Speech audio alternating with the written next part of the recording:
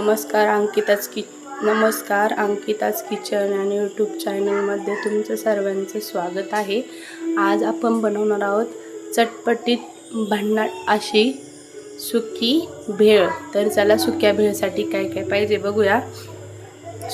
सुकी भेळ करण्यासाठी आपण शिजून घेतलेली मटकी आहे, तळून घेतलेल्या मिरच्या, चाट मसाला, लिंबू चिरून घेतले, कोथिंबीर बारीक चिरून घेतली, टोमॅटो बारीक चिरून घेतले आणि कांदा एकदम बारीक चिरून घेतलाय। तर चला आपण सुकी भेळ बनवूया। सुकी भेळ बनवण्यासाठी पहिल्यांदा आपण एक असं मोठं ताट घेणार आहोत, त्यात आपली सुकी भेळ टाकून घेणार आहोत।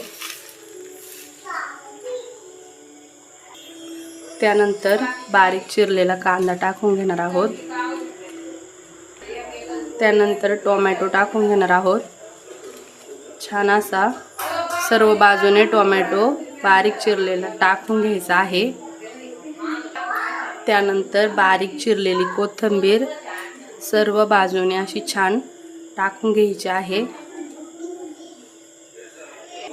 त्यानंतर उकडलेली मटकी टाकून घ्यायची आहे। खूप सुंदर अशी आपली सुकी भेळ दिसत आहे, खाण्यासाठी पण तितकी सुंदर लागणार आहे। अशा प्रकारे सुकी शिजवलेली मटकी पण टाकून घेतलेली आहे।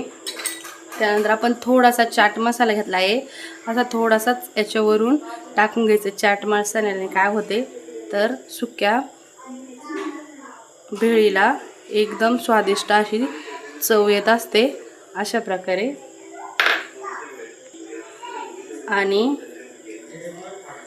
तळलेली ही मिरची आहे, तर ती खायची आहे, खाण्यासाठी अशी छान दिसावी म्हणून ठेवून घेतलेली आहे। आणि लिंबू, तर हे लिंबू जेव्हा आपल्याला भेळ खायची आहे त्यावेळेस भेळीवरून टाकून घ्यायचं आहे। अशा प्रकारे चटपटीत भन्नाट अशी सुकी भेळ बनवून आपली तयार आहे। तुम्ही पण बनवून बघा, बनवून झाल्यानंतर खाऊन बघा। तर वेळात वेळ काढून तुम्ही माझा व्हिडिओ बघितल्याबद्दल धन्यवाद। तुम्हाला जर अशी सुकी भेळ माझी बनवलेली आवडली असेल तर माझ्या चॅनलला लाईक करा, शेअर करा, सबस्क्राईब करा। धन्यवाद।